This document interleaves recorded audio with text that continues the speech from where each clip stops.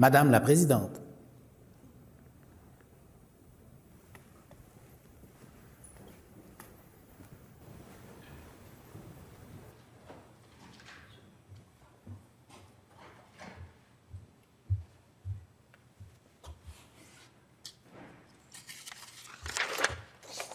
Bon jeudi. Vous pouvez vous asseoir. Donc, nous commençons nos travaux, affaires courantes à la rubrique de déclaration de députés.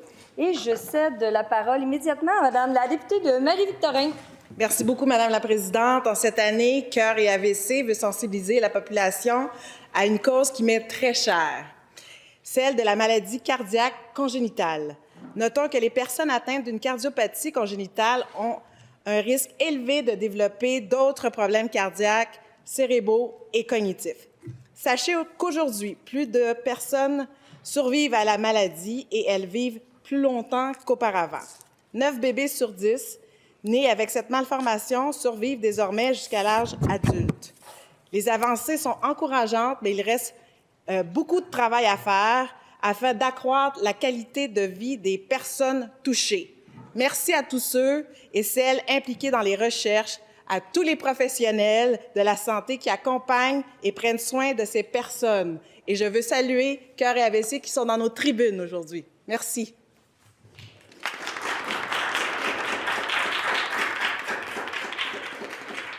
Merci, Madame la députée. Maintenant, nous allons poursuivre avec Madame la députée de Chemédé. Aujourd'hui, je tiens à rendre hommage à M.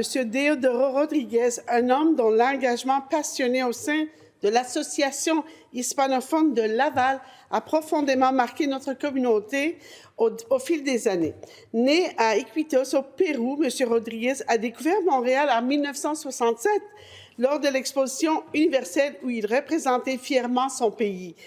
Puis, dès 1995, M. Rodriguez a consacré son temps et son énergie à partager, à faire rayonner le riche patrimoine culturel latino-américain, non seulement auprès des résidents d'ici, mais aussi auprès des immigrants qui ont trouvé en lui un guide et un pont entre leurs racines et leur nouvelle vie. Grâce à son implication sans faille, il a su mettre en place des événements et des activités marquants, tels que le Festival hispanophone de Laval. Ainsi, M. Rodriguez, merci du fond du cœur pour votre engagement et pour tout ce que vous avez apporté à notre communauté. Merci, Madame la députée. Maintenant, je suis prête à céder la parole à Monsieur le député de Joliette. Merci, Madame la présidente. Ancien joueur du Canadien de Montréal et surnommé l'ours de Joliette, Marcel Bonin nous a quittés le 19 janvier dernier. Ce grand homme aura su laisser son empreinte non seulement dans le monde du hockey professionnel, mais aussi dans le milieu scolaire joliettain. Son implication sur la glace et son esprit d'équipe ont fait de lui un membre des plus respectés de la grande famille du Canadien. Né le 8 septembre 1931, il fera ses débuts dans la Ligue nationale avec les Red Wings de Détroit, où il remportera une première Coupe Stanley. Après une saison chez les Bruins, il joindra la Sainte-Flanelle, avec qui il participera à la conquête de 3 autres Coupes Stanley entre 1957 et 1962. Son héritage perdurera à travers les souvenirs de ses performances sportives et à travers l'impact qu'il a eu sur ceux qui ont eu le privilège de le côtoyer. Madame la présidente, c'est donc au nom de tous les Jolietaines et Jolietains et en mon nom personnel que je souhaite offrir mes plus sincères condoléances à la famille et aux proches de M. Bonin. Merci, Madame la présidente. Merci, Monsieur le député. Monsieur le député de Rosemont, à vous la parole. Merci, Madame la présidente. Alors, je souhaite rendre hommage à quelques groupes communautaires qui s'occupent du loisir chez les jeunes dans Rosemont. Service de loisirs Angus Bourbonnière, dit le SLAB, Loisirs récréatifs communautaires de Rosemont, Hockey mineur Rosemont Petite Patrie, Club de soccer Montréal-Centre, Club de patinage artistique de Rosemont, Club de pickleball de Rosemont, Club de handball de Rosemont. Je pourrais en nommer beaucoup d'autres, Madame la présidente. La raison pour laquelle j'ai choisi ce sujet ce matin, c'est pour faire un appel à tous ici, députés et ministres, un appel de bonne foi pour qu'on soit capable de régler le litige qu'il y a en ce moment pour l'utilisation des installations sportives en milieu scolaire. C'est important pour le milieu qu'on soit capable de régler cette question-là. Je crois qu'avec de la bonne foi, puisque tout le monde veut que les jeunes fassent du sport et participent, je crois que tout le monde comprend que ces installations, nous les avons payées et nous devrions pouvoir les utiliser. Alors, j'en appelle ici à la collaboration de tout le monde, parce que l'été s'en vient, puis on va en avoir besoin pour les camps de jour.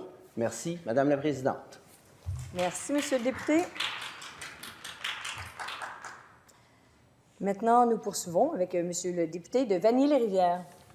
Merci. Encore une fois, cette année, je suis très fier, Madame la Présidente, de souligner les journées de la persévérance scolaire qui se dérouleront la semaine prochaine du 10 au 14 février. Ces journées visent à dire à nos jeunes que la persévérance à l'école fait toute la différence. Étant moi-même issu du monde de l'éducation, je suis bien placé pour savoir qu'à tous les niveaux, la persévérance scolaire et la réussite des jeunes, c'est l'affaire de tous. Enseignants, direction, professionnels, entraîneurs et parents, vous avez un rôle à jouer sur la réussite éducative de nos élèves. Je tiens à saluer et féliciter l'ensemble des intervenants et des élèves de Vanier-les-Rivières, partout dans nos 14 écoles primaires. J'irai d'ailleurs visiter les 4 écoles secondaires ainsi que le CFP de Québec et les MOAC, écoles de construction, pour remettre des certificats aux élèves. Bonne journée de la persévérance scolaire à tous.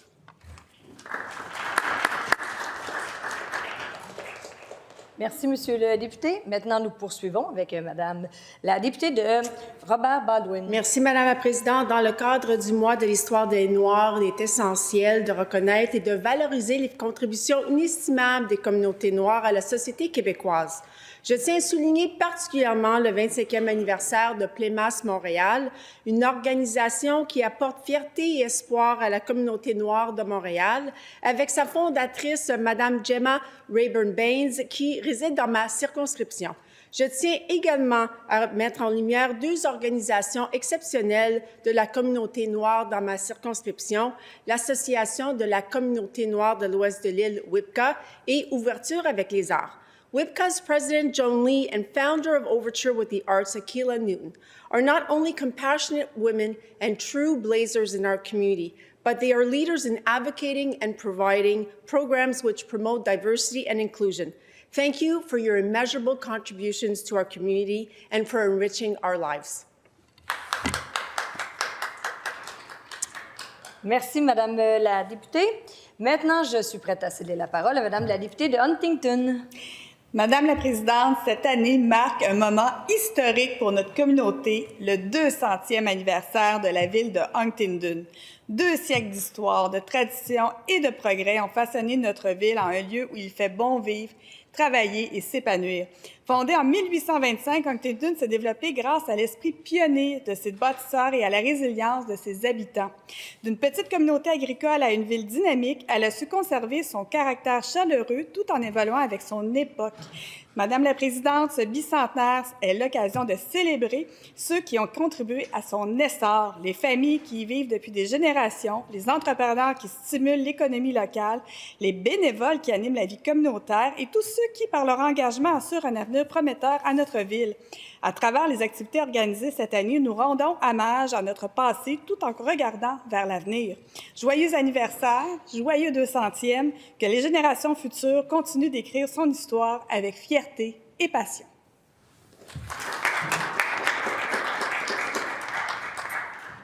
Merci, Madame la députée. Je cède la parole à Monsieur le député des Îles-de-la-Madeleine. Madame la Présidente, je me lève aujourd'hui au nom des gens de l'Abitibi-Témiscamingue, de la Côte-Nord, de la Gaspésie et des Îles-de-la-Madeleine et de toutes ces régions qui dépendent du transport aérien. Depuis lundi, un nouveau programme visant à stimuler l'achalandage dans le transport aérien est en vigueur et déjà, il a du plomb dans l'aile. En gros, le déplafonnement des tarifs fait monter les prix un peu partout au Québec. Depuis 2022, le programme d'accès aérien aux régions avait plafonné à 500 $ les tarifs et n'a pas atteint ses objectifs de stimuler la demande. L'offre de services en région a même été réduite dans plusieurs destinations. Comment en sera-t-il autrement aujourd'hui en augmentant parfois significativement les tarifs?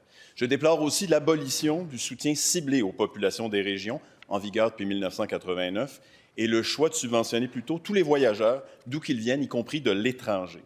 C'est une perte d'acquis pour les régions, un pari coûteux et risqué. J'en appelle aujourd'hui au gouvernement à se ressaisir et à mettre en œuvre un vrai plan global qui assure le transport aérien fiable, abordable et pérenne pour les régions du Québec. Merci, Monsieur le député. Je cède maintenant la parole à Madame la députée de Verchères. Merci, Madame la Présidente. Je tiens à souligner aujourd'hui les 25 ans de Partageois, un organisme qui soutient les familles de Sainte-Julie en leur offrant des denrées alimentaires essentielles et un appui précieux. Partageois, c'est un milieu où les bénévoles de grand cœur se mobilisent pour offrir écoute, réconfort, solidarité à ceux qui en ont le plus besoin. Je souhaite remercier et féliciter toutes les personnes qui ont consacré leur temps, leur énergie et leur générosité pour faire de Partageois ce qu'il est aujourd'hui. Un merci tout spécial à Mme Jocelyne Manceau, la présidente de l'organisme, pour son dévouement et son engagement exemplaire. Joyeux 25e anniversaire, que votre mission continue de rayonner, d'inspirer et de faire une différence pour de nombreuses années à venir. Merci à tous les généreux bénévoles. Merci, Madame la Présidente. Merci, Madame la députée. Sans plus tarder, Monsieur le député de René-Lévesque, à vous la parole. Merci, Madame la Présidente. Les gestes banals du quotidien représentent tout un défi pour une personne vivant avec un handicap visuel.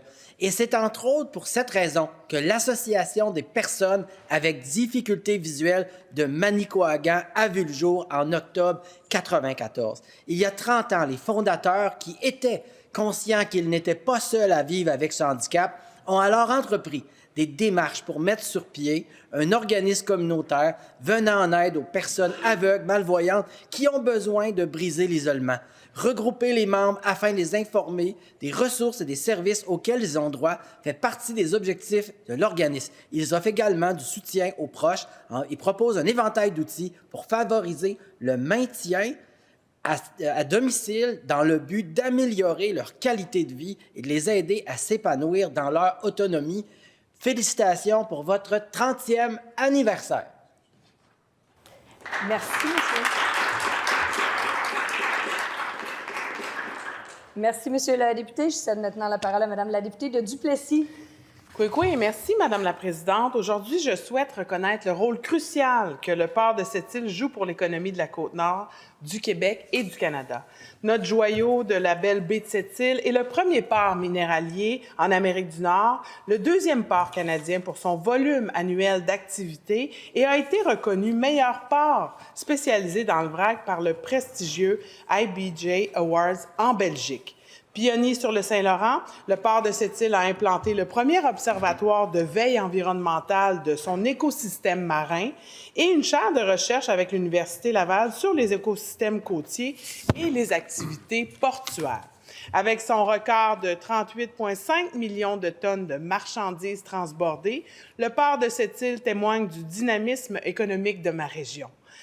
2024 aura été une année de célébration pour le port de cette île qui soulignait 25 ans d'autonomie portuaire. Aujourd'hui, ce sont les Nord-Côtiers qui, chaque jour, contribuent au succès de cette organisation que je félicite avec fierté. Merci.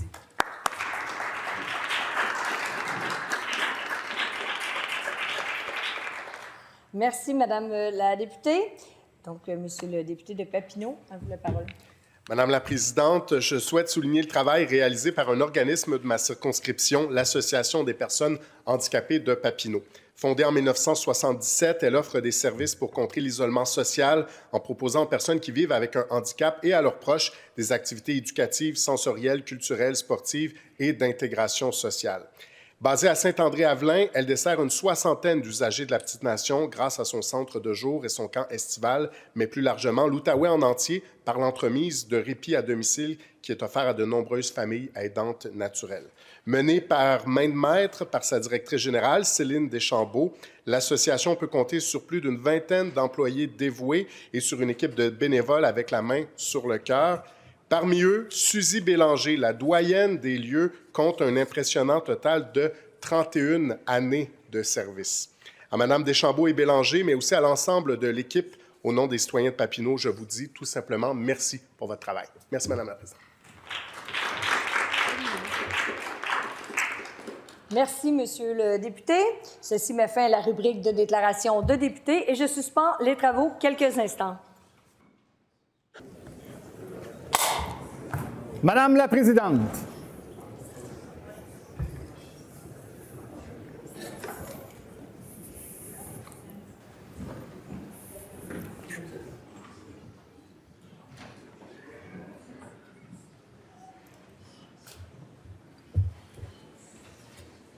Bonjour tout le monde. Messieurs, dames les députés, nous allons nous recueillir quelques instants.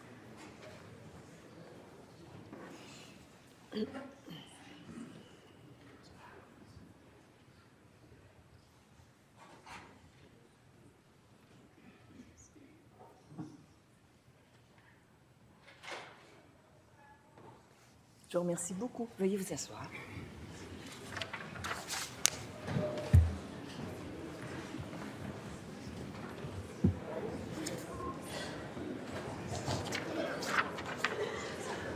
Nous poursuivons les affaires courantes. Aujourd'hui, il n'y a pas de déclaration ministérielle. Nous fermons les portes. À la rubrique « Présentation de projet de loi », Monsieur le leader du gouvernement. Bonjour, Madame la Présidente. Je vous demande d'appeler l'article A du feuilleton. À l'article A du feuilleton, Monsieur le ministre de la Culture et des Communications présente le projet de loi numéro 90, loi reconnaissant le hockey sur glace comme sport national du Québec et concernant les référents culturels nationaux. Monsieur le ministre. Merci beaucoup, Madame la Présidente. Donc, c'est avec beaucoup de plaisir que je vous présente ce projet de loi qui reconnaît le hockey sur glace comme sport national du Québec. Il fait du 1er samedi de février la Journée nationale du hockey sur glace. Le projet de loi modifie par ailleurs la loi sur le patrimoine culturel pour y inclure la notion de référent culturel national. Il définit cette notion en précisant notamment qu'un tel référent doit être reconnu par la loi.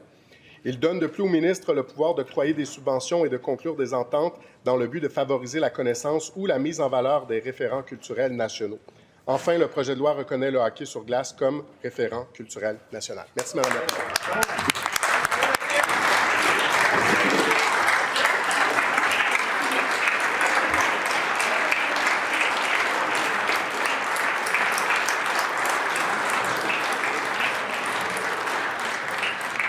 Et je reconnais le leader de l'opposition officielle. Oui, monsieur? Oui, Madame la Présidente, on va prendre connaissance du projet de loi et si on nous jugera que c'est important de faire des demandes de consultation particulière, on ne va pas se gêner. Merci, Madame la Présidente. Est-ce que l'Assemblée accepte? Oui, monsieur le député de Matane-Matapédia. Madame la Présidente, à mon tour, on aimerait, sous réserve, avoir potentiellement des consultations. Et comme c'est notre sport national, on aura peut-être aussi des équipes nationales. On compte sur la CAQ là-dessus. Alors, est-ce que l'Assemblée accepte d'être saisie de ce projet de loi? Adopté. À la rubrique dépôt de documents, monsieur le leader du gouvernement. Et à nouveau, Madame la Présidente, je dépose la réponse à la question inscrite au feuilleton le 3 décembre 2024 par le député de Saint-Jérôme. Merci. Ce document est déposé. Il n'y a pas de dépôt de rapport de commission. À la rubrique dépôt de pétition, Madame la députée d'Abitibi-Ouest. Merci, Madame la Présidente. Je dépose l'extrait d'une pétition adressée à l'Assemblée nationale signée par 16 101 pétitionnaires.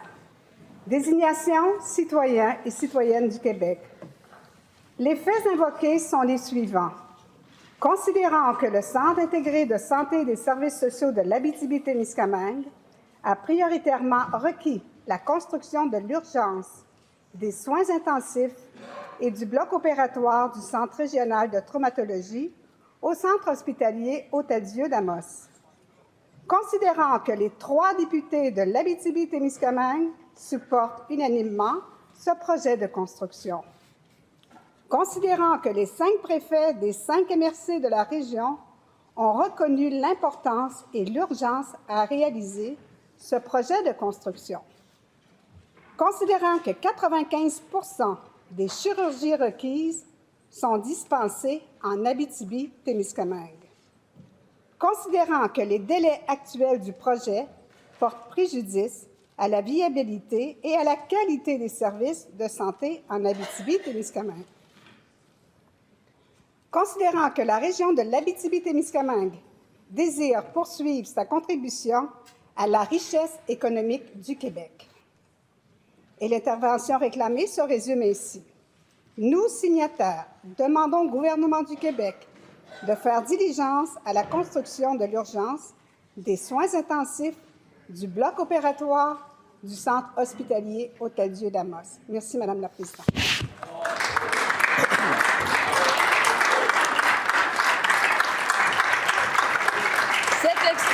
de pétition est déposée. Je reconnais maintenant le député de Saint-Jérôme. Merci, Madame la Présidente. Alors, je dépose l'extrait d'une pétition adressée à l'Assemblée nationale, signée par 84 pétitionnaires, dont un en particulier à qui je pense, Désignation citoyens et citoyennes du Québec. Les faits évoqués sont les suivants.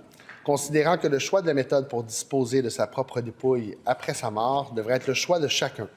Considérant que la terramation est une option financièrement accessible et écologique à faible émission de gaz à effet de serre qui transforme les dépouilles en sol fertile ou humus.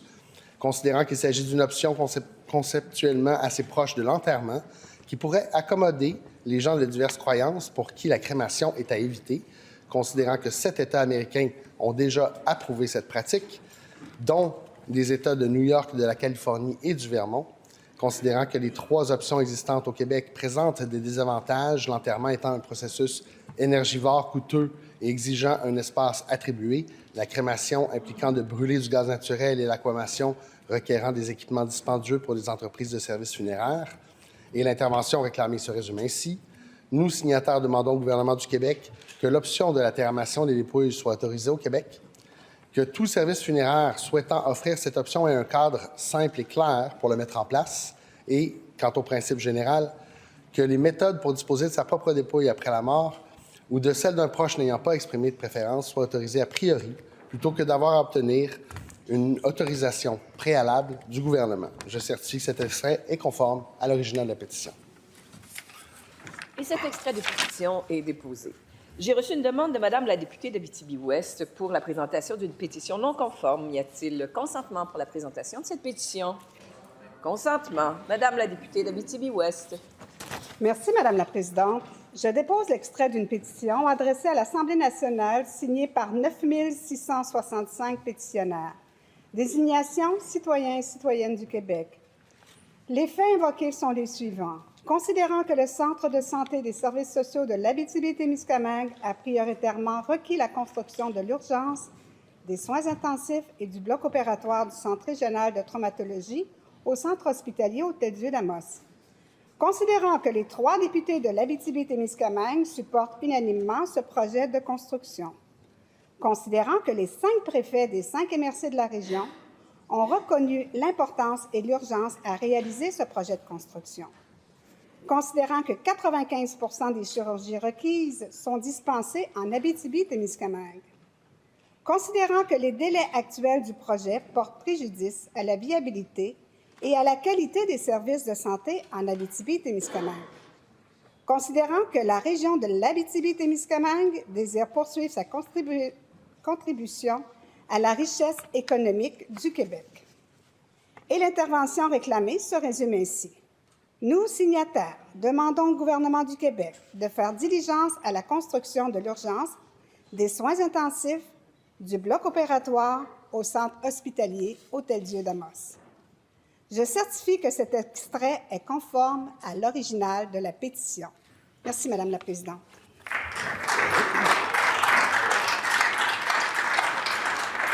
Et cet extrait de pétition est déposé. Il n'y a pas de réponse orale aux pétitions ni d'intervention portant sur une violation de droits ou de privilèges. Je vous avise qu'après la période des questions et réponses orales seront tenus les votes reportés sur la motion de M. le député des Îles-de-la-Madeleine, débattue hier aux affaires inscrites par les députés de l'opposition, et sur la motion d'amendement de M. le leader du deuxième groupe d'opposition à la motion précitée. Demeurez en place pour les votes reportés. Et pour ce faire, je cède la place à la première vice-présidente de l'Assemblée nationale. Je vous remercie pour votre attention.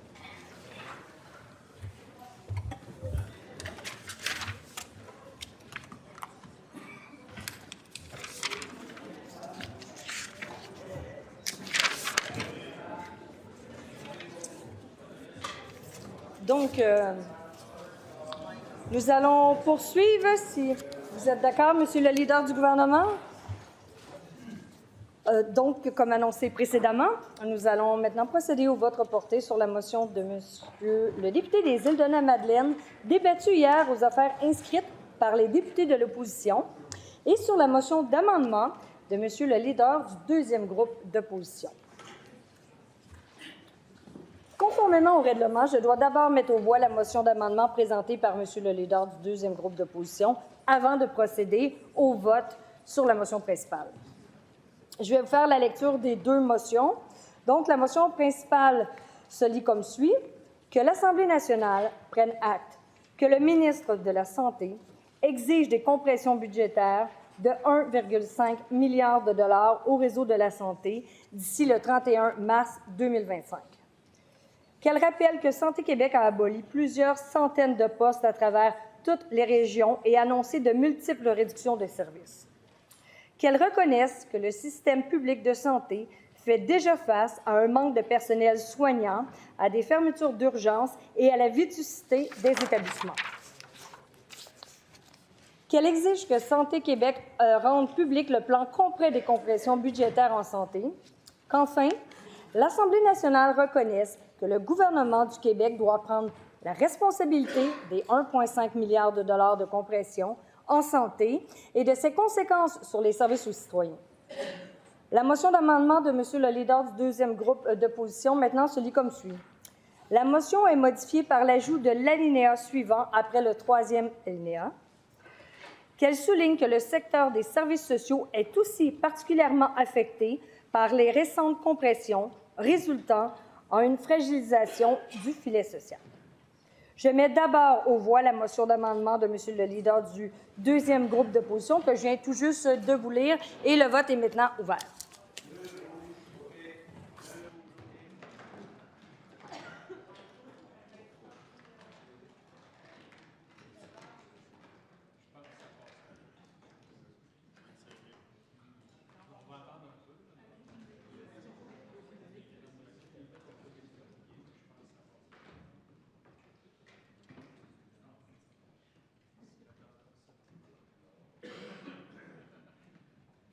Le vote est maintenant fermé. Monsieur le secrétaire général, pour le résultat du vote.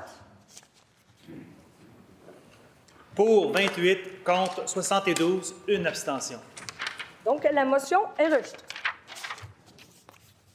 Je mets maintenant aux voix la motion de Monsieur le député des Îles-de-la-Madeleine qui se lit comme suit. Que l'Assemblée nationale prenne acte que le ministre de la Santé exige des compressions budgétaires de 1,5 milliard de dollars au réseau de la santé d'ici le 31 mars 2025. Qu'elle rappelle que Santé Québec a aboli plusieurs centaines de postes à travers toutes les régions et annoncé de multiples réductions de services. Qu'elle reconnaisse que le système public de santé fait déjà face à un manque de personnel soignant, à des fermetures d'urgence et à la vétusté des établissements. Qu'elle exige que Santé publique rende public le plan complet des compressions budgétaires en santé. Qu'enfin, l'Assemblée nationale reconnaisse que le gouvernement du Québec doit prendre la responsabilité des 1,5 milliard de dollars de compression en santé et de ses conséquences sur les services aux citoyens. Le vote est maintenant ouvert.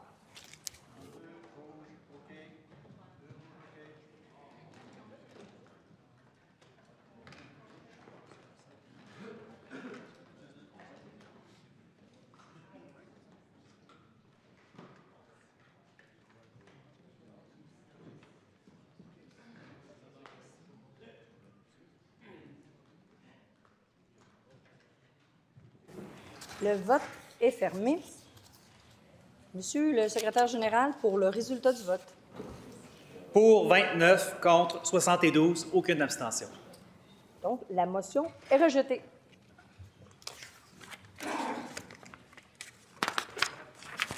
Nous allons maintenant poursuivre à la rubrique des motions sans préavis.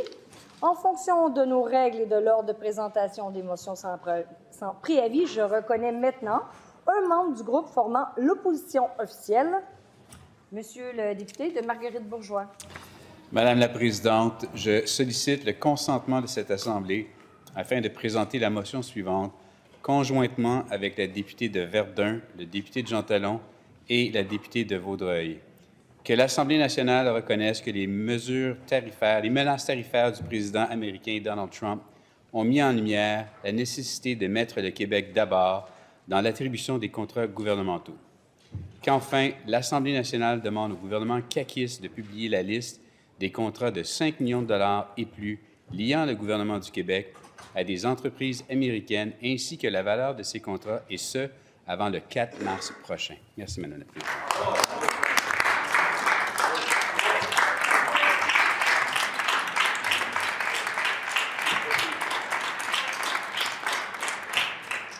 Merci, Monsieur le député. Y a-t-il le consentement pour débattre de cette motion, Monsieur le leader adjoint du gouvernement? Il n'y a pas de consentement. Donc, nous allons poursuivre. Je suis prête à reconnaître un membre du deuxième groupe d'opposition. Je suis prête à reconnaître un membre... Oh! Madame la députée de Sainte-Marie-Saint-Jacques, à vous la parole. Merci, Madame la Présidente. Je sollicite le consentement de cette Assemblée pour présenter la motion suivante, conjointement avec la députée de Westmount-Saint-Louis et la députée de Vaudreuil. Que l'Assemblée nationale s'inquiète des résultats de l'étude du groupe de recherche et d'intervention sociale, le GRI, qui conclut à une hausse de l'intolérance des jeunes envers les membres de la communauté LGBTQ. Qu'elle reconnaisse que le programme d'éducation à la sexualité au Québec est de grande qualité et qu'il respecte le développement psychosexuel des enfants et des adolescents. Qu'elle prenne acte que ce programme est fondé sur des valeurs telles que l'égalité homme-femme, le respect de la diversité, ainsi que l'intégrité physique et psychique. Qu'elle salue le fait que le programme aborde de façon neutre et ouverte les questions d'identité, de stéréotypes et d'expression de genre, ainsi que des impacts du sexisme, de l'homophobie et de la transphobie sur les enfants et les adolescents. Qu'enfin, l'Assemblée nationale reconnaisse qu'une éducation sexuelle adéquate à l'école passe par une collaboration avec les parents, ainsi que par une formation et du matériel pédagogique de qualité pour le personnel scolaire.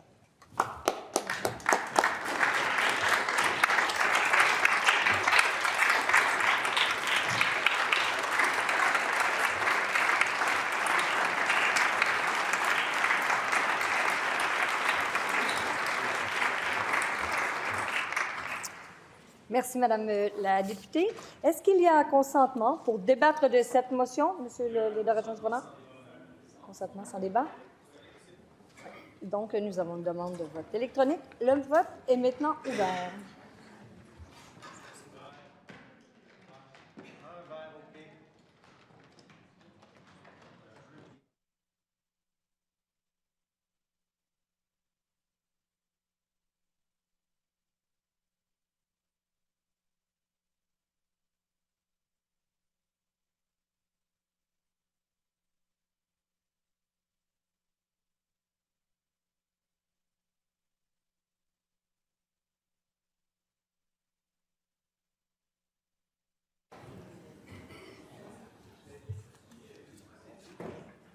C'est bon?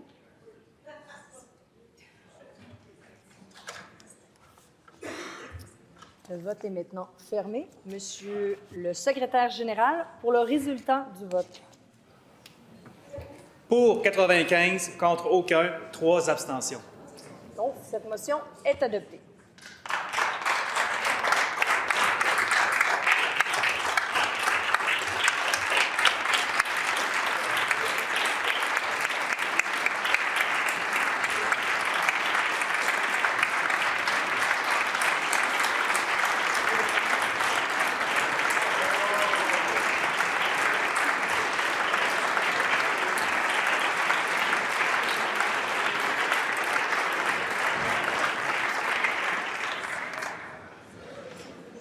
Monsieur le leader du deuxième groupe d'opposition, vous aviez une demande à nous faire?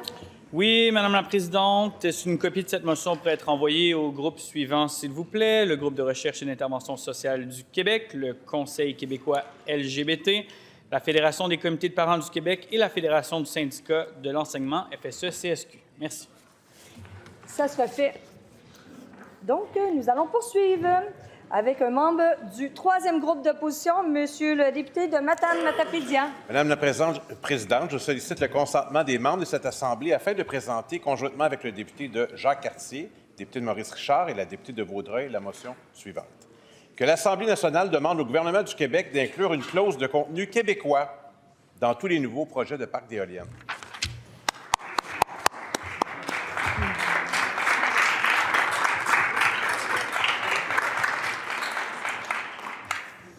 Merci, Monsieur le député. Y a-t-il le consentement pour débattre de cette motion, Monsieur le leader adjoint du gouvernement? Consentement, Madame la Présidente. S'il vous plaît. Pas de commentaires à la rubrique des motions sans préavis. Il n'y a pas de commentaires, s'il vous plaît. Donc, nous allons poursuivre avec un membre formant le gouvernement. Madame la députée de Laporte. Oui, Madame la Présidente, je sollicite le consentement de cette Assemblée afin de présenter la motion suivante. Conjointement avec la députée de Robert Baldwin, le député de Rosemont, le chef du 3e groupe d'opposition, la députée de Vaudreuil et le député de Saint-Jérôme.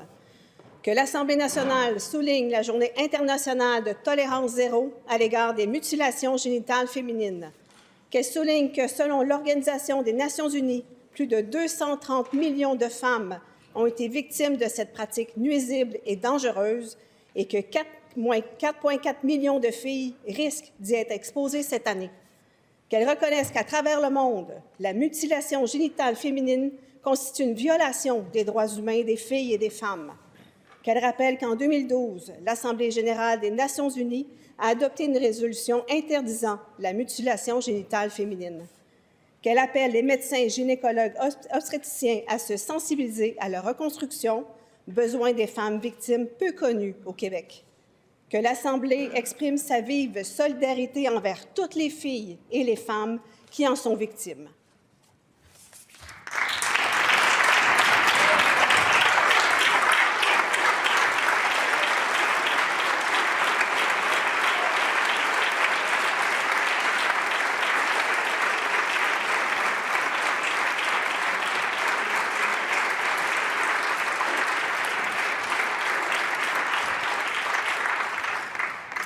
Merci, Madame la députée. Est-ce qu'il y a consentement pour débattre de cette motion, Monsieur le leader adjoint du gouvernement? Consentement sans débat, Madame la Présidente. Cette motion est-elle adoptée? Motion adoptée. Donc, nous allons poursuivre maintenant à la rubrique avis touchant les travaux des commissions. Monsieur le leader adjoint du gouvernement?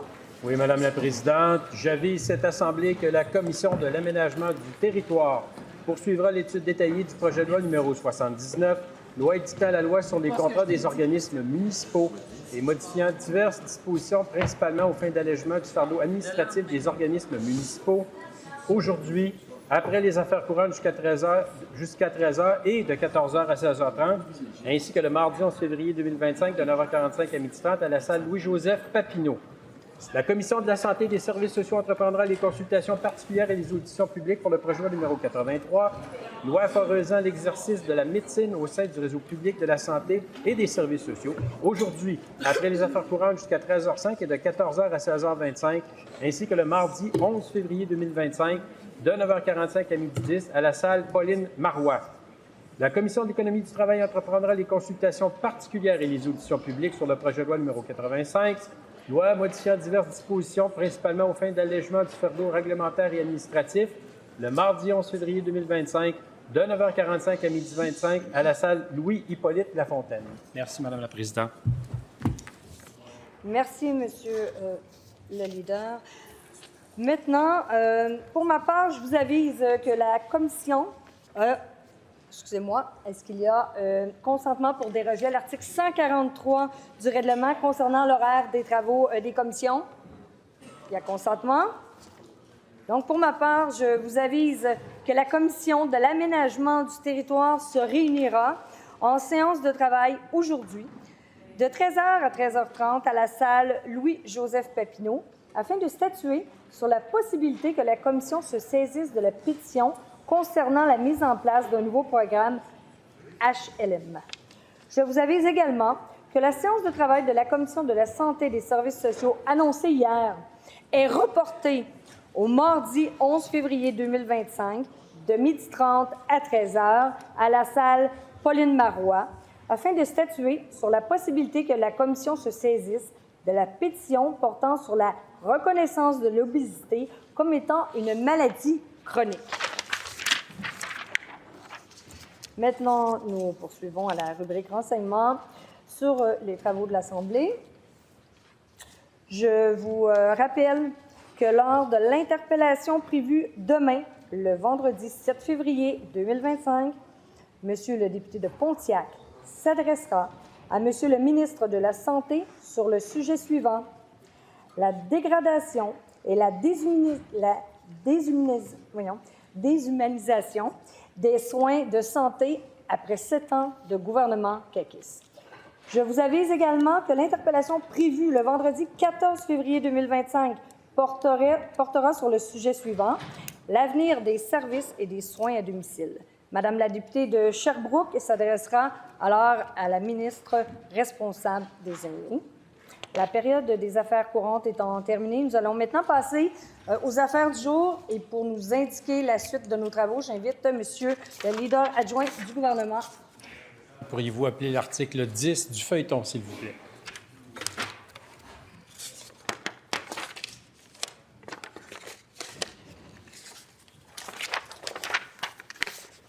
Donc, à l'article 10 du feuilleton, l'Assemblée prend en considération le rapport de la Commission des institutions sur le projet de loi 88, loi modifiant la loi concernant le régime de négociation des conventions collectives et de règlement des différends dans le secteur municipal.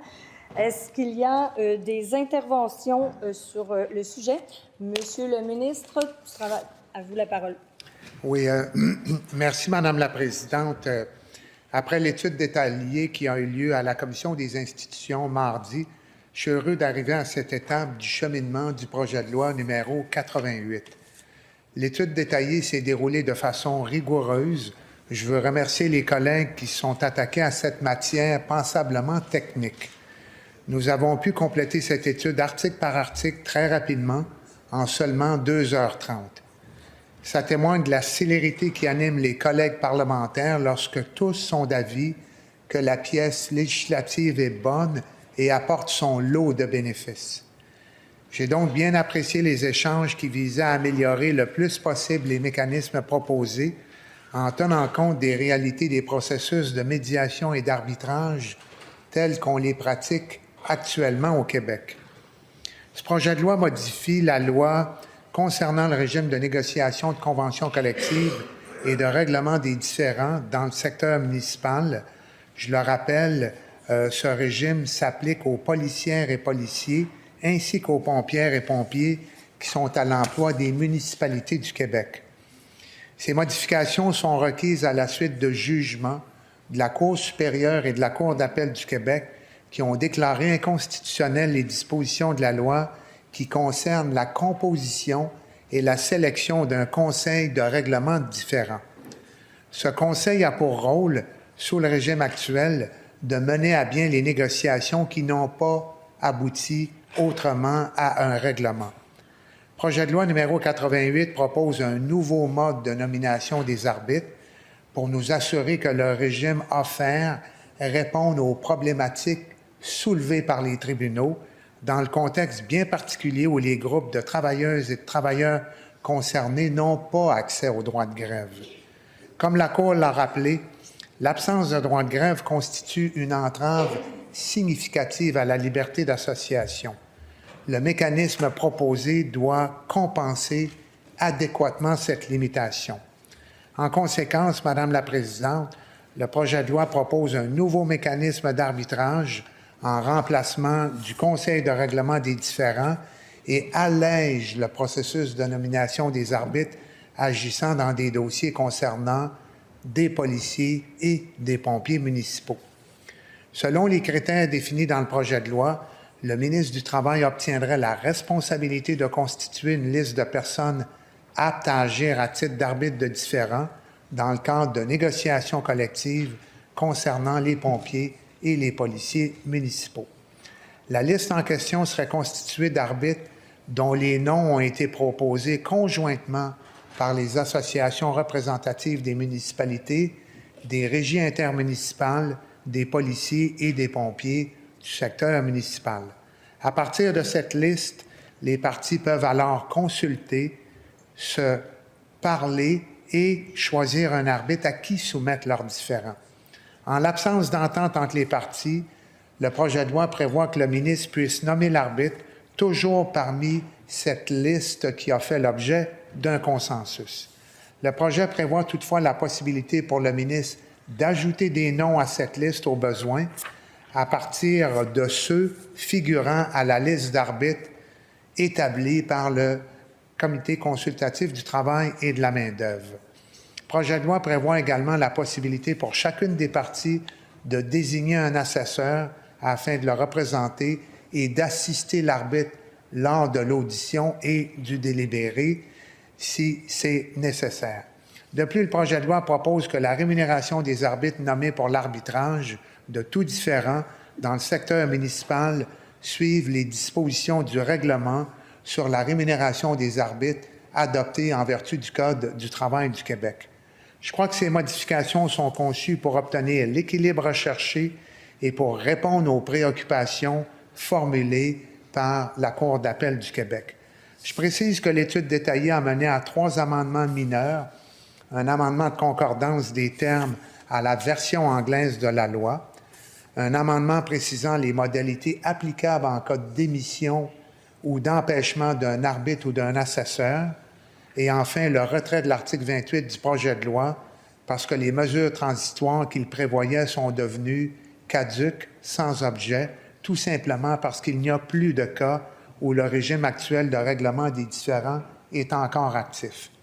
Je tiens à remercier toutes les personnes qui ont participé à l'étude détaillée, les collègues gouvernementaux, les collègues, notamment ma collègue de Bourassa-Sauvé, qui est ici présente, le personnel de l'Assemblée nationale, les équipes de mon cabinet et du ministère du Travail. Nous faisons évidemment face à une échéance assez rapide pour se faire cheminer ce projet de loi, puisque la Cour d'appel a donné aux législateurs jusqu'au 28 février pour corriger les problématiques de la loi qui ont été, je le rappelle, déclarées invalides et inconstitutionnelles. Je recommande donc l'adoption du rapport de la Commission afin que nous puissions procéder rapidement à l'adoption du projet de loi et à la mise en place de ce nouveau mécanisme répondant aux exigences constitutionnelles et à celles des tribunaux. Merci beaucoup, Madame la Présidente.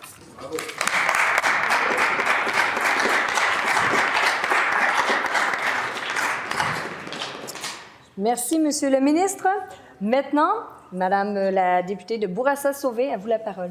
Merci, Madame la Présidente. Ravie de vous revoir. Nous étions toutes les deux donc présentes avec l'ensemble des parlementaires pour discuter de l'adoption du principe du projet de loi il y a quelques jours. Donc, nous nous retrouvons pour la prise en considération du rapport de la Commission pour lequel donc ma formation politique sera en faveur. Je veux commencer là où le ministre a terminé, donc soit avec les remerciements. De mon côté, évidemment, donc oui, je remercie le ministre et l'ensemble des parlementaires, mais particulièrement donc ma collègue de Robert Baldwin, donc qui m'a accompagnée dans les consultations particulières ainsi que dans l'étude détaillée de ce projet de loi, ainsi que donc mes recherchistes. Vous aurez noté au pluriel cette fois-ci, Madame la Présidente, Thomas Guérette, mais particulièrement Vincent Roy, qui est mon stagiaire de la Fondation Jean-Charles Bonenfant, pour qui il s'agissait donc d'un baptême d'études détaillées de projet de loi. Le ministre l'a mentionné, donc projet de loi numéro 88, loi modifiant la loi concernant le régime de négociation des conventions collectives et de règlement des différends dans le secteur municipal.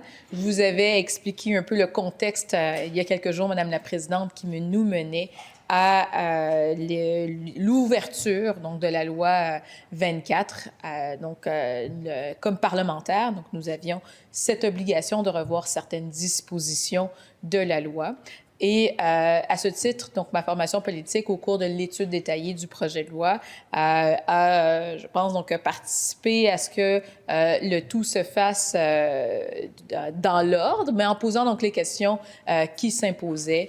Parce que, bon, c'est un projet de loi qui n'était pas très volumineux, mais qui quand même avait suscité l'intérêt de certains groupes qui sont venus en consultation particulière à nous exposer leur vision du projet de loi et du régime de négociation applicable en l'espèce aux pompiers et aux policiers municipaux. Mais également, donc, d'autres groupes nous avaient fait parvenir à des recommandations ou des questionnements donc, quant à ce qui leur était proposé par écrit, par le dépôt de mémoire à la Commission. Donc, ma collègue et moi, donc évidemment, donc, dans notre rôle de parlementaire, nous nous sommes fait un devoir, lors de l'étude détaillée du projet de loi, de poser les questions qui s'imposaient en ce sens, mais également d'utiliser donc nos yeux et nos oreilles de juristes afin de nous assurer que le tout nous apparaissait conforme. Vous comprendrez, Madame la Présidente, que puisque je vous dis que nous sommes en faveur de la prise en considération du rapport de la Commission, que cela a été le cas tant pour ma collègue que pour moi, autant donc de ce qui se retrouvait donc dans le rapport qu'au niveau des amendements d'ordre mineur et essentiellement de concordance qui avaient été proposés par le ministre. Dans l'ordre donc des questions auxquelles donc nous avons eu donc certaines réponses. Donc par exemple, donc on pensait donc au nombre d'arbitres devant se retrouver sur la liste. Le ministre l'a mentionné, donc avec le nouveau mécanisme d'arbitrage des différends proposés dans le projet de loi 88, donc remplaçant le Conseil de règlement des différends qui se trouvait à la loi 24. Donc, le nouveau mécanisme donc, conservait la médiation obligatoire d'une durée de 60 jours, avec la possibilité d'étendre donc ce 60 jours, en fait, donc d'étendre cette durée pour 60 jours additionnels à la demande des parties, à la suite d'un processus donc de négociation de 240 jours. Donc, ces éléments-là donc étaient conservés. Et on nous arrivait avec un régime d'arbitrage, donc avec un arbitre unique, avec présence de 2 assesseurs, où l'arbitre donc serait déterminé conjointement par les parties de consensus à travers une liste qui sera, en fait, dès la sanction du projet de loi. Donc, les parties seront déterminées par décret, donc les parties les plus représentatives, et par la suite, elles auront l'occasion de discuter pour une période de 90 jours pour déterminer qui fera partie de cette liste-là. Ce qu'on retrouvait comme élément de flou sur lequel on se posait des questions, ma collègue et moi, Madame la Présidente, on se disait, bien, en fait, on ne précise pas le nombre d'arbitres devant être sélectionnés sur cette liste, parce qu'essentiellement, on disait, bien, s'il y a un nombre insuffisant de propositions, le ministre pourra compléter en se référant au comité consultatif du travail et de la main-d'œuvre, le CCTM, qui est aussi une instance paritaire, afin donc de déterminer donc qui pourrait éventuellement donc jouer ce rôle et ainsi compléter la liste. Je pense que le ministre nous disait que cette liste en comprenait 49, c'est bien ça? Et voilà.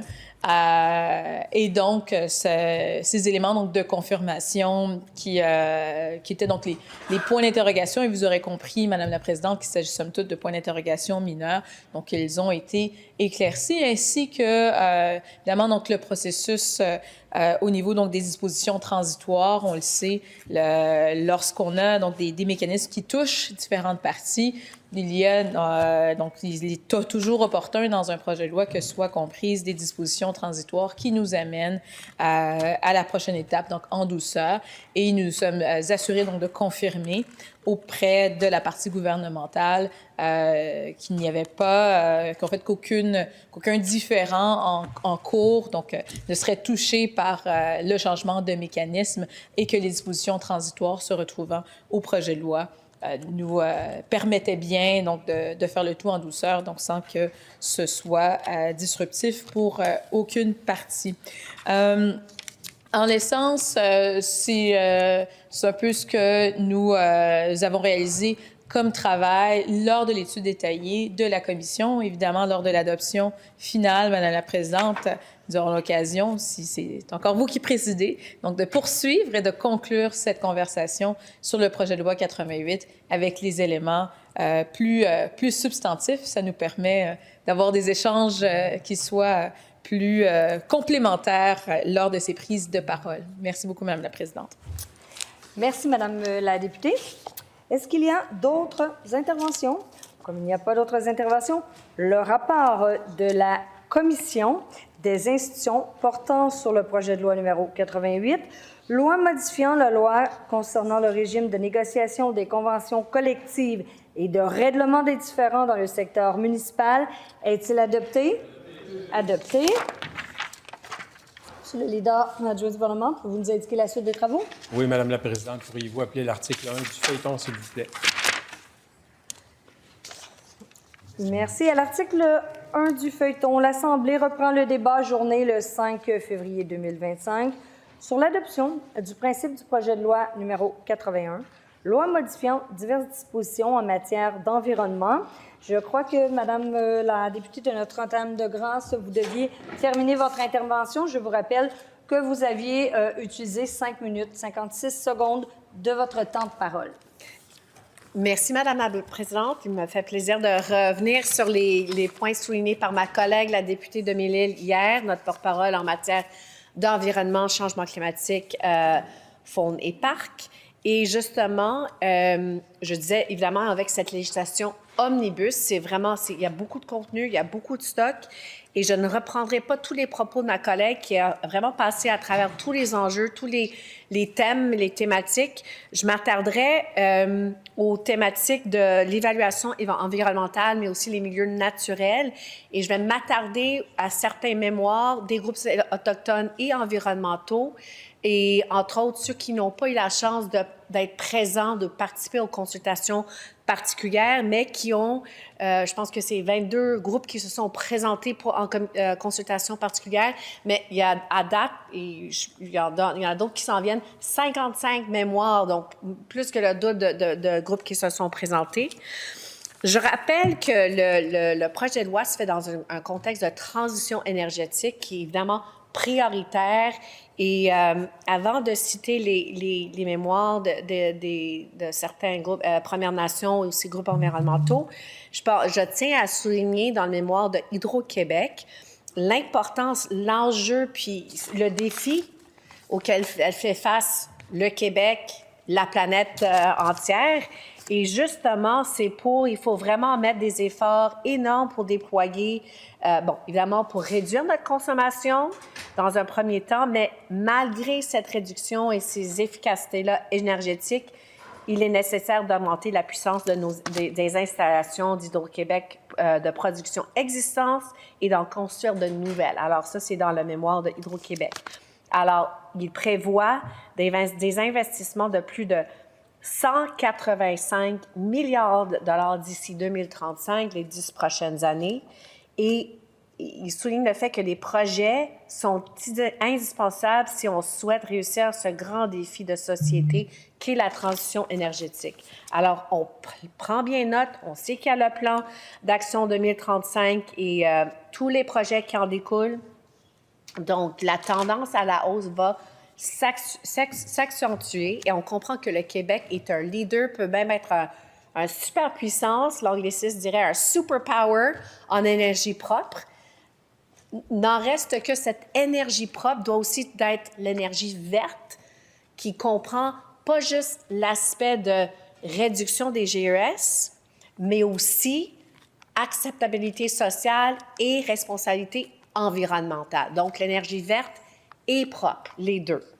Alors, dans ce contexte-là, je voudrais souligner, dans le contexte de l'autorisation des travaux préalables, parce que justement, l'idée, c'est d'avoir une exemption pour les ministères, pour le gouvernement et notamment Hydro-Québec pour aller plus vite. Puis on comprend qu'Hydro-Québec a beaucoup d'expérience, évidemment, avec des grands projets. Mais on prend bien note qu'il y a des groupes qui se sont prononcés avec des inquiétudes, dont des Premières Nations, qui sont des partenaires de premier plan pour Hydro-Québec. L'acceptabilité sociale passe par les communautés locales et les communautés, surtout les communautés autochtones.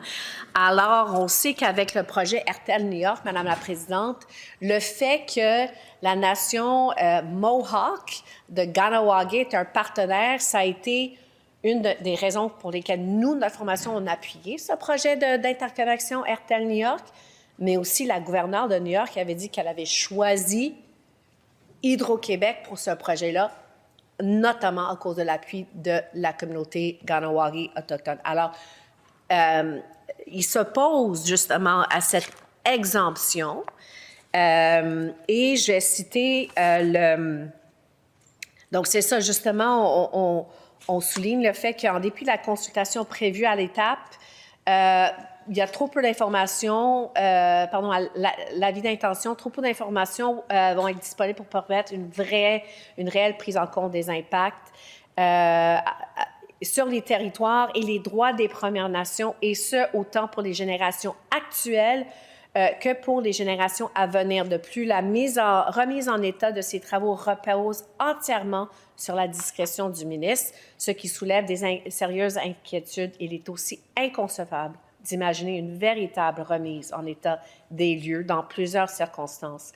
Pensons notamment au remblaiement des milieux humides ou à l'ouverture des chemins, lesquels risquent assurément de favoriser la prédation d'espèces culturellement importantes pour les Premières Nations. Et ça, je cite l'Assemblée des Premières Nations Québec-Labrador, parce qu'ils n'ont pas eu la chance de se présenter en commission. Comme je dis, je prends le temps de souligner des éléments de leur mémoire. Aussi, au niveau de certains groupes environnementaux, on a entendu le Centre québécois du droit de l'environnement qui exprime, et je cite, ses préoccupations quant aux impacts potentiels du projet de loi sur la protection de la biodiversité et la participation démocratique. D'abord, l'octroi d'un pouvoir discrétionnaire au gouvernement pourrait permettre de soustraire en tout et en partie l'obligation d'assujettissement à l'APEEIE des projets présentant des risques environnementaux élevés. Ensuite, il privilégie vis-à-vis des milieux naturels une approche fondée sur la compensation, une méthode largement qui a été reconnue comme étant inefficace au détriment des mesures axées sur la protection, telles que l'évitement. Puis on a entendu plusieurs groupes qui ont dit le slogan de « éviter, minimiser et compenser ». Il faut commencer par éviter. Alors, c'est dans un premier temps, il faut éviter, c'est ce qu'il y a de plus efficace. Enfin, et je cite, il élargit les pouvoirs discrétionnaires du ministre de l'Environnement, etc., permettant ainsi d'autoriser davantage d'atteinte aux espèces menacées et vulnérables, ce qui représente, à notre avis, une menace directe pour leur conservation. D'ailleurs, on a eu un suivi avec le centre, le CQDE. Ils ont parlé de la possibilité de cession que, justement, on pourrait octroyer avec ce projet de loi, par exemple, au ministère de l'Économie, qui pourrait donc ensuite faire venir des entreprises privées. Fait qu'il y a quand même des préoccupations et il va falloir trouver un équilibre et concilier ce besoin d'avoir une transition énergétique robuste. On comprend l'importance et l'urgence de faire cette transition et que le Québec pour que le Québec demeure un leader, effectivement, mais quand même, il faut bien prendre note des préoccupations des Premières Nations, des groupes environnementaux et de la science. Alors, avec le temps qui me reste, je vais continuer à citer certains groupes. Par exemple, la SNAP, la Société pour la nature et les parcs Québec, il parle justement d'ouvrir la porte, on parle encore une fois de cette fameuse exemption pour le gouvernement et notamment Hydro-Québec. Il ouvre la porte à des travaux potentiellement irréversibles qui seraient effectués avant que leur impact ait été évalué adéquatement. Madame la Présidente, on veut mettre en place les conditions gagnantes pour cette transition énergétique. Et ça inclut notamment, évidemment, l'analyse énergétique économique, l'acceptabilité sociale et environnementale. Et on a vu avec Nordvolt, parce que le gouvernement a contourné, en tout cas, le gouvernement a choisi de faire autrement, on va dire, qu'on a perdu beaucoup de temps. Et effectivement, il n'y avait pas d'acceptabilité sociale. Fait qu'il faut mettre en place les conditions gagnantes. Il faut bien faire les choses. Oui, il faut un allègement réglementaire. Il faut un allègement. Il faut aller, oui, plus vite, mais on peut aller vite et bien faire les choses et faire les choses en ordre, Madame la Présidente. Alors, je cite les notions d'intérêt public de lutte contre les changements climatiques et de transition énergétique qui sont très larges et peuvent notamment inclure beaucoup de projets. Donc, les efforts de réduction de GES ne doivent pas se faire, encore une fois, je cite, au détriment de la protection de la biodiversité, parce qu'il faut se rappeler que la conservation des milieux naturels, les habitats, c'est la solution la moins coûteuse et la plus efficace non seulement aux crises interreliées des changements climatiques et la perte de la biodiversité, des solutions basées sur la nature. Fait qu'il faut conserver cette biodiversité, ces milieux naturels, justement pour contrer les changements climatiques. Il ne faut pas l'oublier. Alors, et les groupes proposent peut-être justement quelque chose qu'on trouve prometteur, l'évaluation environnementale stratégique ou sectorielle pour justement regarder, par exemple, l'ensemble du développement des industries éoliennes ou des minéraux critiques et stratégiques, devrait peut-être les regarder dans son ensemble. Ça serait prometteur. Donc, on souligne encore une fois que les critères d'autorisation devraient être resserrés pour exclure les travaux dans les habitats d'espaces menacés ou vulnérables, car l'atteinte à leur habitat risquerait d'être irréversible et la science nous confirme que une fois que l'habitat est détruit, avec tous les services écologiques aussi qui l'accompagnent, on ne peut pas retourner en arrière. Fait qu'il faut bien faire les choses, Madame la Présidente. Il faut aller vite, mais il faut aller de façon rigoureuse et dans l'ordre. Comme je dis, il y a beaucoup de groupes qui ont parlé. La Fondation des rivières, ils ont fait un propos intéressant de créer comme un registre ou une banque de lieux où on pourrait faire de la restauration. Mais entre-temps, ils proposent un moratoire sur la destruction des milieux humides et hydriques tant que le programme de restauration n'a pas démontré une meilleure efficacité. Fait c'est très prometteur, ce programme-là, mais il faut y mettre plus de ressources, plus de temps pour qu'on réussisse et que la compensation financière est beaucoup moins efficace que la conservation, la restauration. Donc, encore une fois, dans un premier temps, éviter, ensuite minimiser, ensuite compenser, surtout avec la restauration. Alors, il propose aussi de conserver le 15 % des fonds de compensation pour des actions provinciales qui sont proposées dans le projet de loi 81. Alors, et j'en passe. Nature Québec, beaucoup de groupes qui se sont prononcés, l'industrie, le Conseil du patronat, la Fédération des chambres de commerce du Québec, les municipalités, comme je dis, les Premières Nations. Il y a beaucoup d'enjeux. C'est très important, Madame la Présidente, de vraiment trouver cet équilibre entre l'énergie, l'économie et l'environnement. Ça va demander un travail rigoureux, mais je suis confiante que le Québec est capable. On est un leader et on veut rester un leader en énergie propre et verte.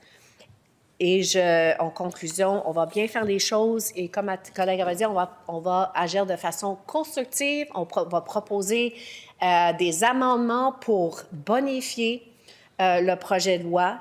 Mais il y a beaucoup de préoccupations. On en prend note et on garde les communications avec les parties prenantes pour s'assurer d'avoir le meilleur résultat parce que les enjeux, Madame la Présidente, sont vraiment primordiaux. Merci beaucoup.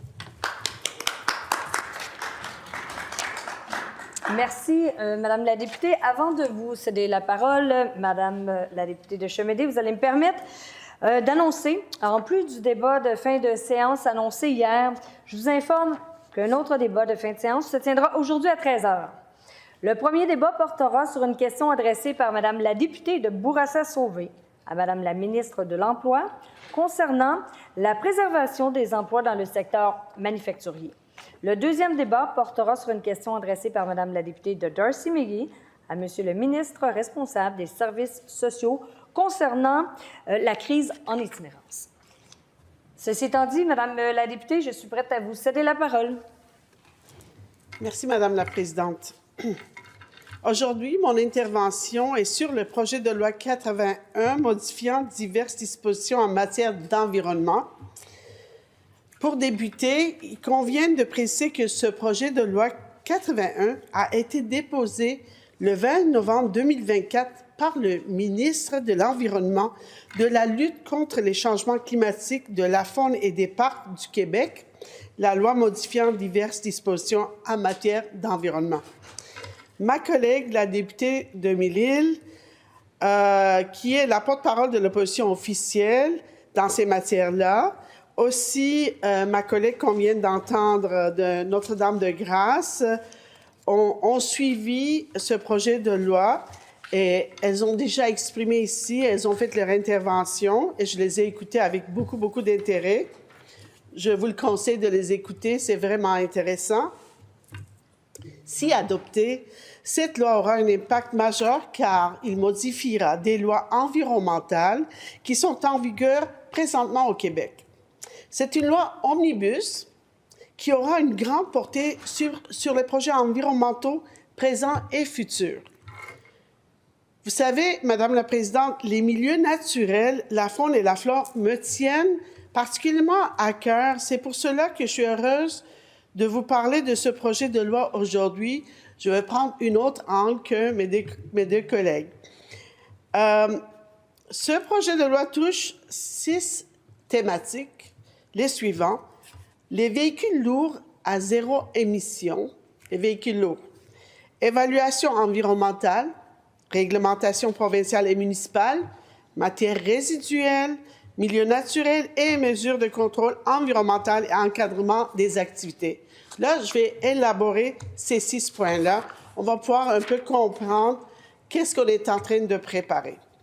Donc, si on commence avec le premier, qui touche les véhicules à zéro émission, surtout les poids lourds, le premier point touche la norme VZE, qui est, c'est-à-dire les véhicules à zéro émission.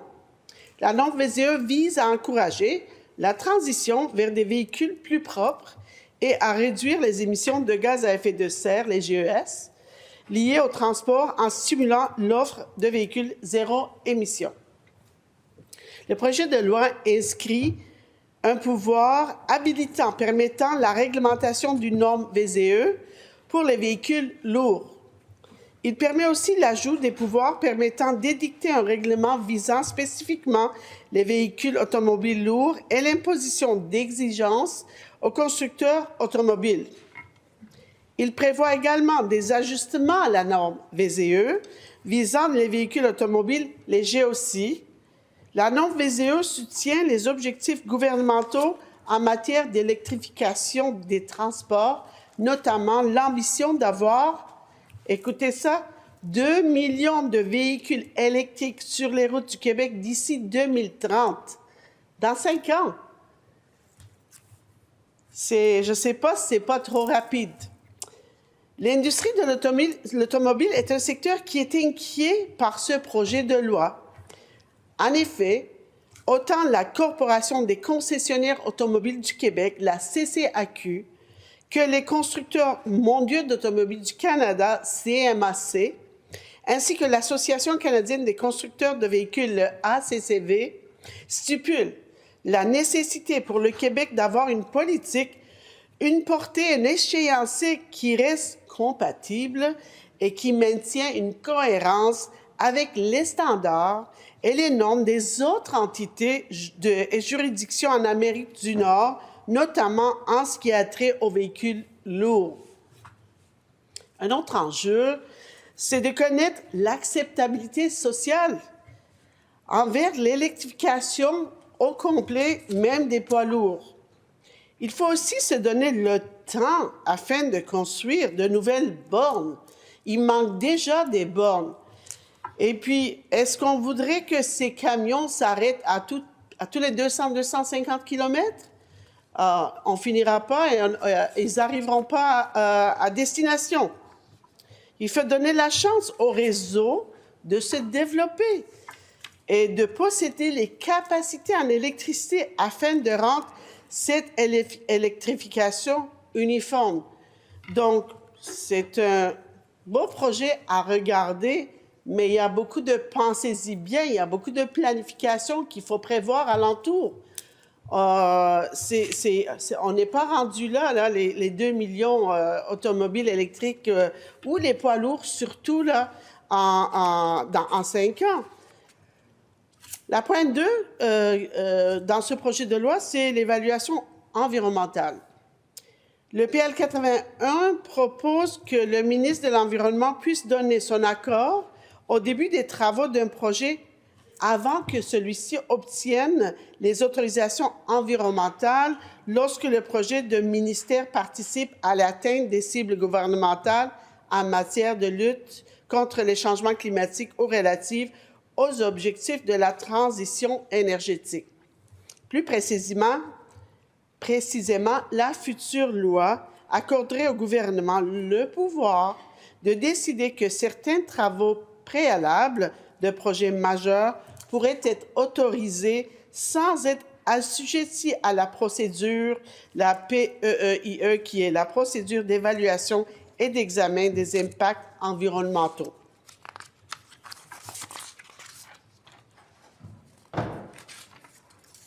Hydro-Québec salue ces initiatives et pour sa vice-présidente exécutive, Claudine Bouchard, obtenir l'autorisation des députés certains travaux préalables permettrait de dévancer l'échéancier de certains projets, elle dit de 12 à 18 mois, qui semble être une bonne chose pour Hydro-Québec. Par contre, le Centre québécois du droit à l'environnement, le CQDE, a exprimé de sérieuses préoccupations à l'égard de cette proposition qui constitue une forme de dérogation à la PEEIE, dont on a mentionné. Selon son groupe de juristes, autoriser des travaux préalables avant l'évaluation intégrale d'un projet contrevient au principe de précaution. Quant à la Fondation Rivière, elle atteste que pour les consultations, nous n'aurons pas d'acceptation sociale si les travaux sont accélérés et déjà commencés. Également, si le projet ne va pas de l'avant, on endommage des milieux, que nous ne pourrons pas revenir en arrière.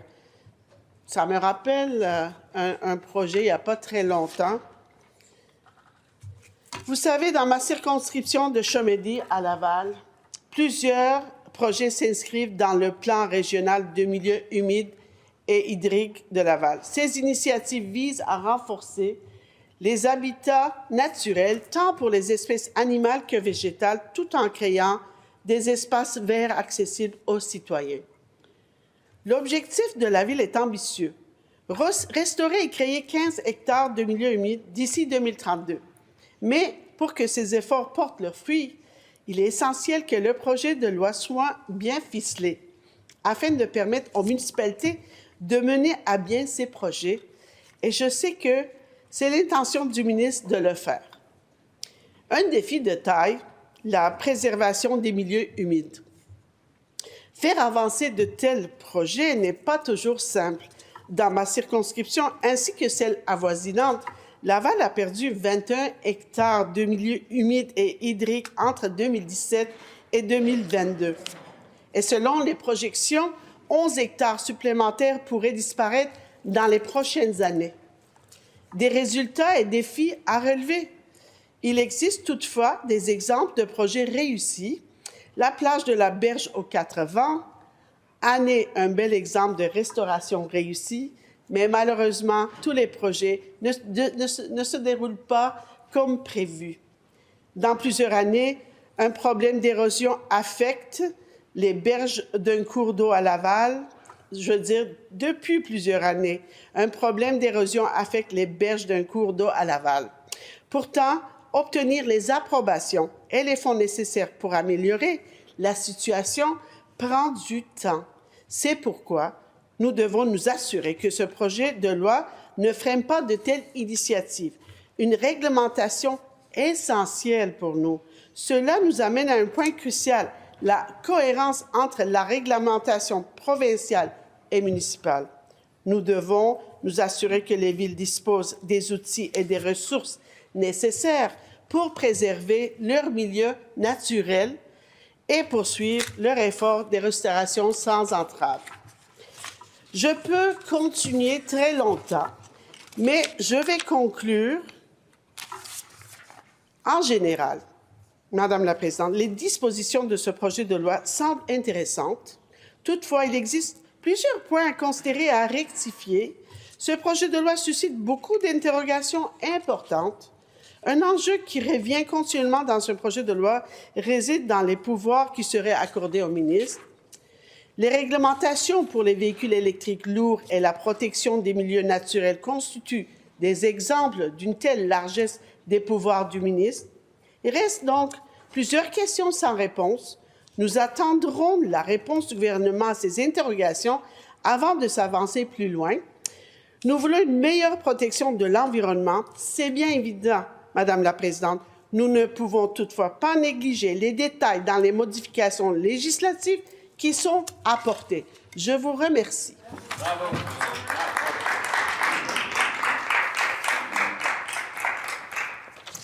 Merci, Madame la députée. Est-ce qu'il y a d'autres interventions?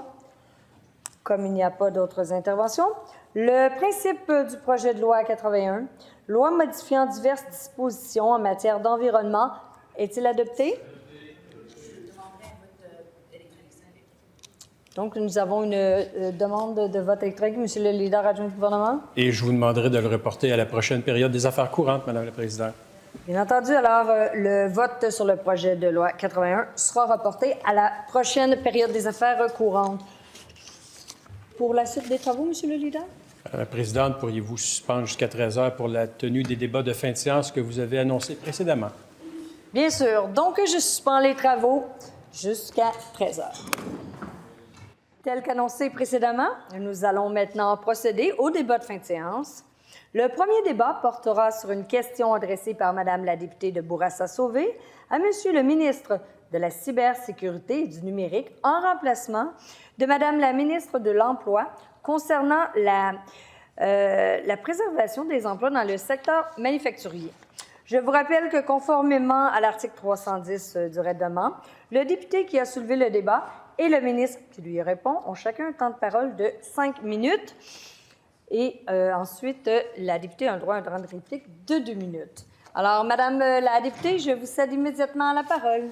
Merci, Madame la Présidente. Ravie de vous revoir pour discuter d'un enjeu absolument crucial en ces temps de menaces tarifaires. Donc, nous avons obtenu un sursis de 30 jours. Il reste 28 jours au gouvernement caquiste pour nous trouver un véritable plan de main-d'œuvre pour savoir donc qu'est-ce qui sera fait avec donc les emplois qui sont en péril avec cette menace tarifaire. Mais d'abord, je veux revenir sur la déclaration du premier ministre. En fait, les déclarations du premier ministre du Québec, parce qu'il ne l'a pas fait qu'une seule fois. Hein. La première fois que je l'ai entendu nous dire, donc dire à la population québécoise, donc dans les médias, que inquiétez-vous pas, donc là, il y aurait des pertes de 100 000 emplois, mais je vous ai trouvé la solution miracle. Tous ces gens-là iront travailler sur les chantiers d'Hydro-Québec, donc ils iront sur la baie James et ils pourront aller travailler sur les chantiers de construction, hein, parce que les emplois manufacturiers, c'est bien connu, c'est du 1 pour 1, du jour au lendemain, donc les gens peuvent se requalifier vers le secteur de la construction ou vers les chantiers d'Hydro-Québec.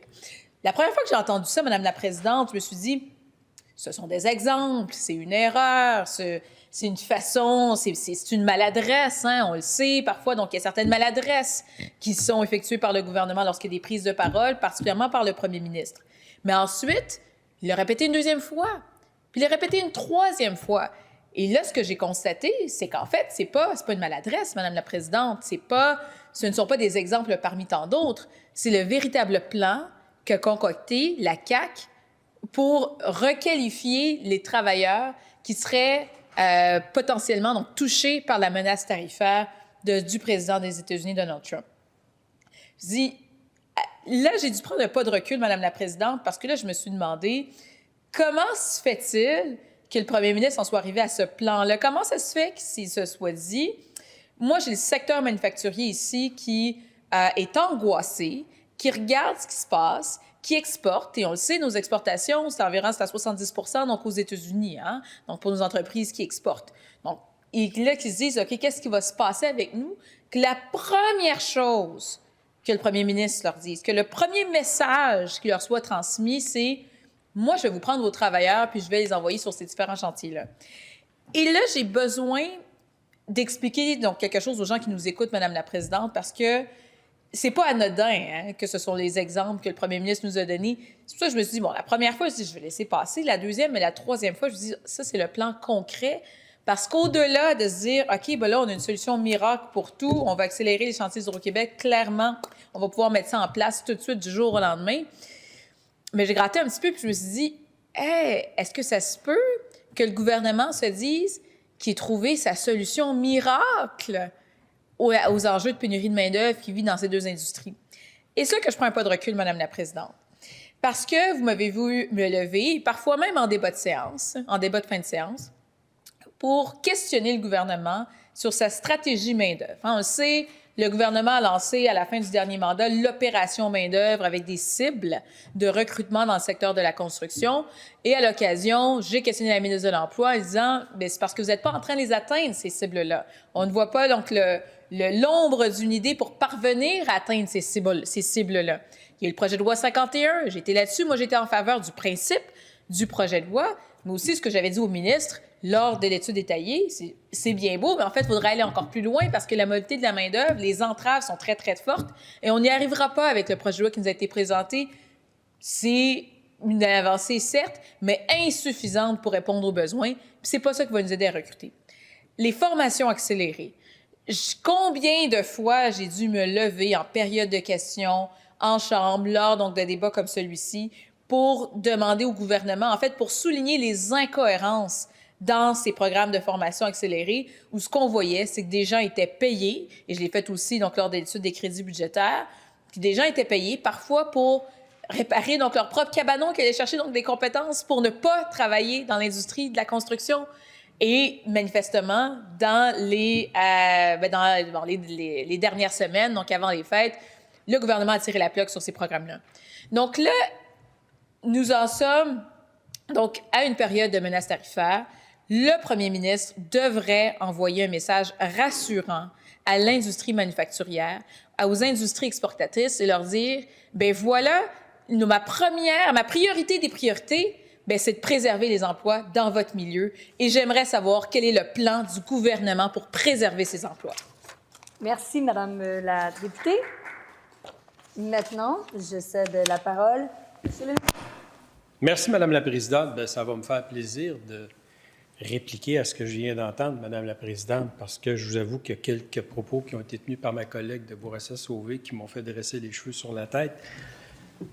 D'abord, Madame la Présidente, s'il y a une chose que ce gouvernement a démontré, c'est sa capacité à s'adapter aux situations d'urgence. J'en veux pour preuve, pendant la pandémie, notre capacité à former des préposés aux bénéficiaires d'une façon rapide, efficace, qui sont venus donner des résultats concrets pour lutter contre la pandémie, aider notre réseau. En termes de prévision, on a aussi mis des programmes en place pour attirer plus de gens dans les technologies de l'information, les ressources informationnelles, comme on dit maintenant, parce qu'on comprend tous que ce sont des métiers d'avenir et notre gouvernement a été extrêmement actif là-dessus. Ma collègue en a parlé, les programmes de formation en construction. Donc, Madame la Présidente, le gouvernement, au niveau de qualifier de la main-d'œuvre, est en action à court terme, à moyen terme et à long terme. Maintenant, sur ce que dit le premier ministre, ma collègue de Bourassa-Sauvé, d'une femme intelligente, c'est très bien que ce n'est pas ce que le premier ministre a dit. Absolument pas. Le premier ministre a dit quoi? Il a dit, ma première priorité, c'est de maintenir les emplois dans le secteur manufacturier. Ça, c'est ce qu'il a dit. Maintenant, on est dans quelle situation? On est dans une situation où le Québec exporte pour 87 milliards aux États-Unis et importe pour 43 milliards aux États-Unis. Donc, les Québécois, c'est 71 % de leurs exportations qui s'en vont aux États-Unis. C'est notre plus gros client et historiquement, c'était correct, c'était compréhensible que ce soit comme ça. Maintenant, arrive le nouveau président qui, je pense, pouvoir dire, a pris de court à peu près tout le monde avec ses menaces de barrières tarifaires. Je ne pense pas que ma collègue de Bourassa-Sauvé avait vu venir ça. Alors, il faut réagir à ça. Il faut réagir à ça. Ce que le premier ministre dit, c'est que oui, on veut maintenir nos emplois dans le manufacturier selon nos entreprises, mais il ne faut pas non plus se voiler la réalité. Si cette menace-là est mise à exécution, ça aura des impacts importants sur nos entreprises exportatrices. Alors, qu'est-ce qui peut arriver? Quels sont les scénarios plausibles? Un, L'entreprise exporte moins aux États-Unis, donc doit trouver de nouveaux débouchés, de nouveaux marchés pour ses produits, et nous serons là. Le gouvernement sera là pour les accompagner dans la transition. Ça, c'est ce que le premier ministre a dit.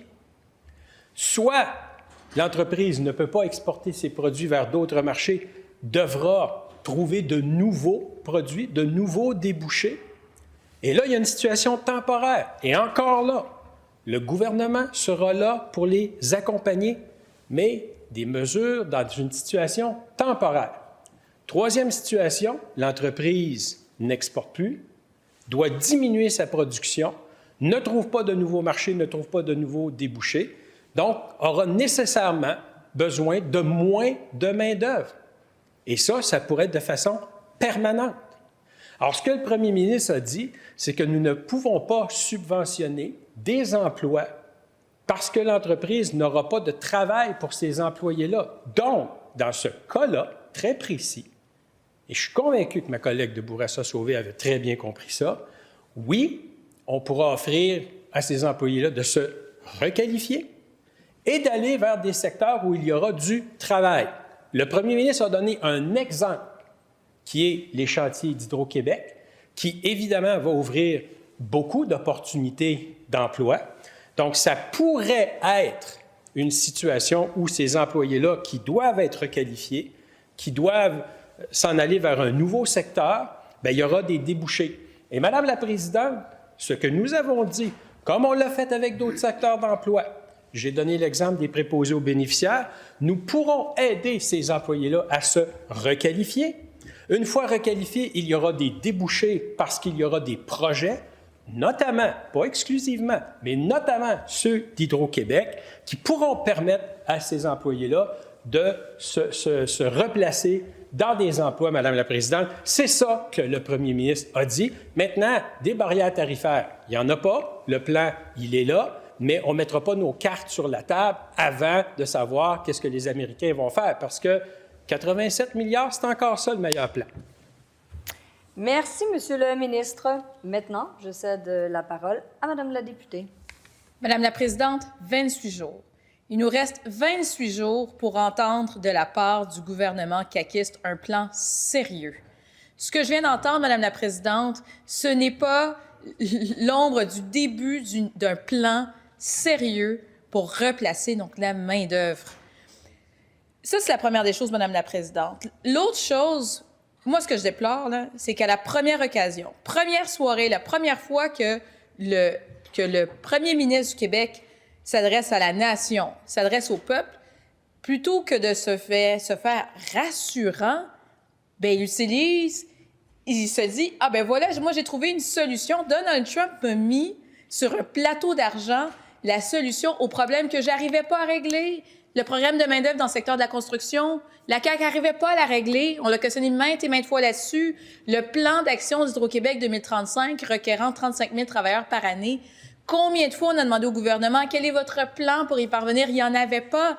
Donc, je trouve que le premier ministre s'est empressé de se dire, et voilà, bingo, j'ai trouvé la solution à mon beau problème. D'autre part, parce que le ministre a parlé de diversification des marchés. Bien, si on veut que nos entreprises diversifient leurs marchés, puis on le veut, nous, le Parti libéral du Québec, on l'a demandé au gouvernement. Ça fait partie de nos demandes en ce moment, donc de diminuer les barrières interprovinciales qui existent et de trouver d'autres marchés, tant à l'intérieur du Canada qu'à l'extérieur. Bien, si on souhaite être sérieux là-dessus, il faut s'assurer que les employés puissent demeurer le plus possible dans l'industrie manufacturière.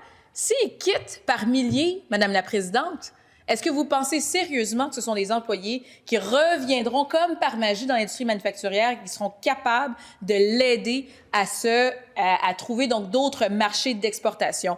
Donc, Madame la Présidente, nos travailleurs ne sont pas de la marchandise à exporter d'un secteur d'activité à l'autre. Merci, Madame la députée. Maintenant, nous allons procéder au deuxième débat de fin de séance. Donc, Madame la députée de Darcy-McGee, je vous cède la parole pour une durée de 5 minutes. Merci, Madame la Présidente. Donc aujourd'hui, on va parler de l'itinérance, un sujet qu'on aborde souvent parce que clairement c'est un enjeu qui est présent partout et qui n'arrête pas d'augmenter, mais on va mettre l'emphase aujourd'hui sur la situation à Montréal. Parce qu'on a appris aujourd'hui, par exemple, qu'en 2024, la STM a expulsé 12 124 personnes, soit 2 000 personnes de plus que l'année précédente. Et quand on parle à la STM puis on parle de la situation de l'itinérance, ils nous disent que le métro est rendu le plus grand refuge à Montréal et on ne peut pas être l'unité de débordement en matière d'itinérance. Il y a quelques semaines, il y avait l'enjeu de 2 jeunes personnes qui, depuis 2 ans, habitaient dans les métros de Montréal, qui étaient connus par les CIS et les CIUS. Et aujourd'hui, on apprend que 12 000 personnes ont dû être expulsées dans la dernière année des différentes stations de métro. Les mesures entourant la gestion de l'itinérance à la STM coûtent environ 33 millions de dollars par année et le gouvernement s'est engagé à investir 24 millions sur les 2 prochaines années pour des refuges à chaleur à Montréal. Ce 33 millions de dollars que la STM doit dépenser par année serait mieux utilisé si on pouvait justement créer des refuges et des haltes chaleur, pas seulement à la période d'hiver, mais au courant de l'année qui sont ouverts 24/7, 365 jours de l'année. Dans le même sens, en 2024, 3 urgences d'hôpitaux à Montréal, soit le CHUM, l'hôpital Notre-Dame et l'hôpital de Verdun, ont reçu 9 175 sans-abri durant l'année 2024. Et c'est une hausse de 43 % par rapport à l'année précédente. Nos urgences, nos hôpitaux sont déjà débordés. Le rôle n'est pas d'être un halte chaleur ou un refuge pour les personnes sans abri qui prennent des lits, qui prennent des ressources qui pourraient aller pour des personnes qui ont des enjeux de santé. Au Palais des Congrès de Montréal, dans les 8 premiers mois de l'année de 2024, il y a eu 8 000 expulsions, soit plus de toute l'année 2022. Et en 2023, les expulsions étaient en hausse de 143 % au Palais des Congrès de Montréal. Clairement, les refuges, financement, les ressources que le gouvernement met en place pour la Ville de Montréal ne comblent pas le besoin. Parce que, à part les hôpitaux, à part les urgences, le palais de congrès, les stations de métro, on sait qu'il y a des gens, malheureusement, qui se retrouvent. Il y avait un enjeu à Longueuil, des gens qui se retrouvaient dans un passage piéton, qui vivaient là, manque de ressources, des gens qui habitent, qui s'hébergent en 2 portes dans des immeubles, dans des centres d'achat, quoi que ce soit. Donc, clairement, le travail que le gouvernement est en train de faire ne répond pas aux besoins de presque 5 000 personnes qui sont en situation d'itinérance. Et même ce chiffre-là date de 2022 et on sait sur le terrain, on nous dit qu'il y a vraiment eu une explosion, pas seulement à Montréal, à travers la province, mais également à Montréal dans les dernières 2 années pour la présence de personnes qui sont sans abri. Également, on a parlé ce matin de l'argent qui est venu du fédéral suite à l'entente qui a été signée avec la province. Je comprends que, enfin, l'argent a été débloqué au mois de décembre, mais ce qui a fait en sorte que ça a retardé des projets qui devaient être mis en place justement pour cet hiver, pour que des personnes ne se retrouvent pas dans un froid glacial quand il fait moins 25 dehors, à dormir dehors. Donc, il y a eu un retard qui a fait en sorte, un retard de la part du gouvernement qui a fait en sorte que cet argent, le temps qu'il soit débloqué, bien, il y a plusieurs projets qui s'inscrivaient dans cet investissement-là, qui soit ne verront pas le jour cette année parce que l'argent est arrivé trop tard. Et un exemple de ça, c'est la mission Old Brewery, qui nous dit que le temps que les organismes sélectionnés soient informés et mettent en place les services, bien, l'hiver est presque terminé. Donc, c'est une question de planification, c'est une question de vraiment comprendre c'est qui les différents acteurs sur le terrain, c'est question de se parler et c'est question de se coordonner. Parce que quand on entend que des gens sont en train de faire des crimes violents, en train de poignarder des personnes uniquement pour qu'ils puissent se retrouver dans une prison parce qu'ils savent qu'ils vont être chauffés. Ça va être chauffé, ils vont avoir un toit, il va y avoir des ressources qui vont être là, qui vont leur être offertes, mais c'est pas là qu'on est supposé être rendu dans notre société en 2025. Nous sommes quand même une société qui est assez bien nantie et de savoir que des gens sont tellement désespérés qu'ils vont commettre un crime contre un étranger juste pour se retrouver dans une prison, c'est vraiment, honnêtement, c'est crève-cœur. Donc, on demande une meilleure planification et une meilleure cohérence entre les différentes instances. Merci. Merci, Madame la députée. Maintenant, je suis prête à céder la parole à Monsieur le ministre responsable des services sociaux. Oui, merci beaucoup, Madame la Présidente. Très heureux de venir vous parler aujourd'hui de notre planification en itinérance, qui vraiment fait partie d'un document essentiel qu'on a déposé en 2021 sur le plan d'action interministériel en itinérance 2021-2026. Il faut savoir d'où on est parti, Madame la Présidente. Il y a eu un premier plan d'action en itinérance en 2010 qui incluait un financement d'à peu près 8,4 millions de dollars récurrents dans ce premier plan-là. Il y avait plusieurs mesures ponctuelles, cependant, mais la base récurrente était à peu près de 8,5 millions de dollars. 2015-2020, le plan suivant a rehaussé le financement en itinérance de 4,8 millions de dollars, Madame la Présidente. Nous, on a déposé un plan costaud dans un contexte où, vu l'épisode de pandémie, on s'attendait à ce qu'il y ait des répercussions sur l'itinérance, avec un financement de 280 millions sur 5 ans, un peu plus que 45 millions de dollars. Donc, on a mis des principes fondamentaux là-dedans qui sont de développer une trajectoire en itinérance dans toutes les régions du Québec.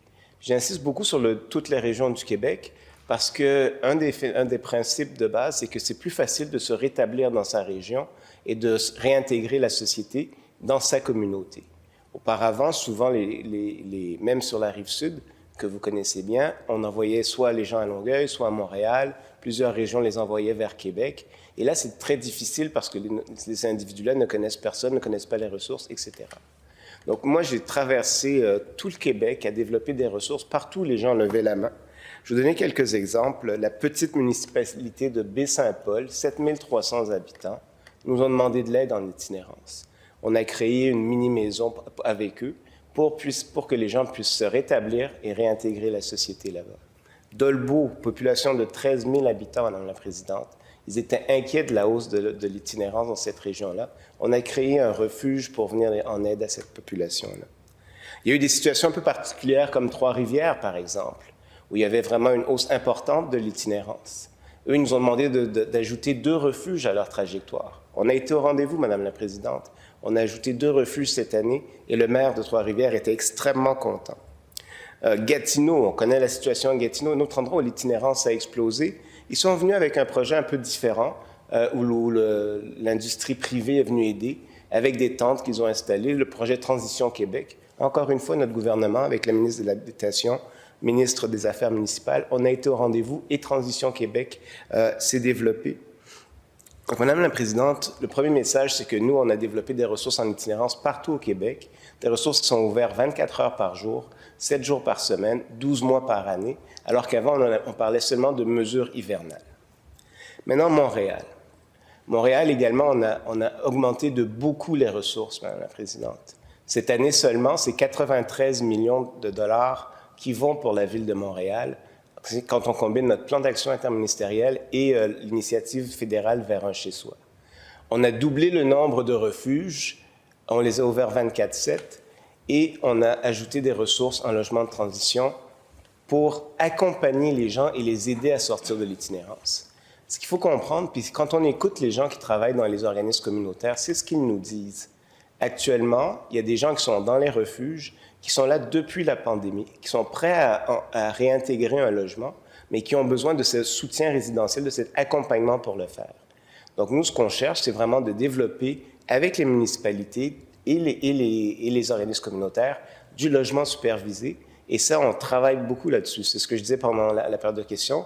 Moi, j'étais à l'église Sainte-Bibiane, où on a un projet potentiel de 40 logements, et j'accompagnais un organisme communautaire pour aider à sortir ce projet-là de terre, Madame la Présidente. Donc, très impliqué à ce niveau-là également. Ce qui est important de savoir aussi, c'est que au dernier dénombrement, sur les presque 5000 personnes en situation d'itinérance, il y en avait 1000 qui étaient dans la rue. Les autres étaient dans des situations d'hébergement sans domicile fixe. Ce qu'on a fait, c'est qu'on a ajouté plus de 1000 places en refuge à la Ville de Montréal. Puis on va continuer à en ajouter selon les besoins. Mais quand on sort quelqu'un de l'itinérance vers un logement supervisé, on libère une place de refuge et on rentre quelqu'un qui est dans la rue dans un refuge. Donc, d'une pierre, on a 2 coups. Je pense que c'est l'initiative la plus performante, Madame la Présidente. C'est celle que je vais continuer d'appuyer. Merci.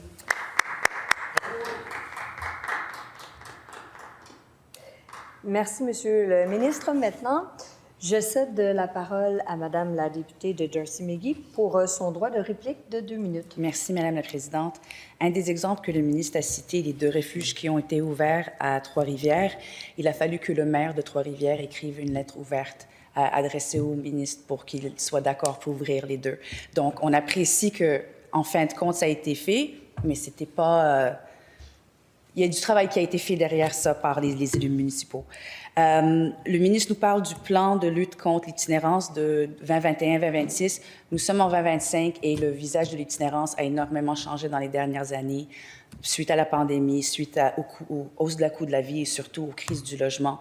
Donc, les façons de faire et les solutions qui étaient en place en 2021 ne donnent pas les mêmes résultats aujourd'hui, où on voit de plus en plus des personnes qui travaillent en situation d'itinérance, des personnes avec des handicaps, avec des troubles du spectre de l'autisme, une déficience intellectuelle ou les personnes aînées. Donc, oui, le gouvernement investit, mais on ne voit pas nécessairement les résultats. Quand 17 de la population itinérante à Montréal a un travail, il faut se poser des questions. Parce que clairement, c'est une nouvelle situation. La situation a évolué et il faut amener des solutions pour répondre à ces réalités-là. Également, on sait qu'aujourd'hui, la première raison pour laquelle les gens se retrouvent en situation d'itinérance, c'est les expulsions et évictions d'appartements. Donc, il y a du travail de prévention qui peut se faire quand on voit qu'une personne vulnérable est sur le bord de perdre leur logement, parce qu'on sait que malheureusement, souvent, la prochaine étape, c'est qu'ils vont se retrouver dans la rue. Donc, on voit des investissements, mais on ne voit pas les résultats et on ne connaît pas la vision du gouvernement dans le contexte de 2025. Oui, à la fin de la journée, on veut évidemment que les gens se retrouvent avec un logement, mais il y a tellement de situations entre-temps qu'on voudrait une vision claire qui soit dit par le gouvernement. Merci. Merci, Madame la députée. Ceci met fin au débat de fin de séance. Monsieur le leader du gouvernement. Oui, Madame la Présidente, je vous demande d'ajourner nos travaux au mardi 11 février 2025 à 13h40, s'il vous plaît. Est-ce que cette motion est adoptée? Adoptée. En conséquence, nous ajournons nos travaux au mardi 11 février 2025 à 13h40.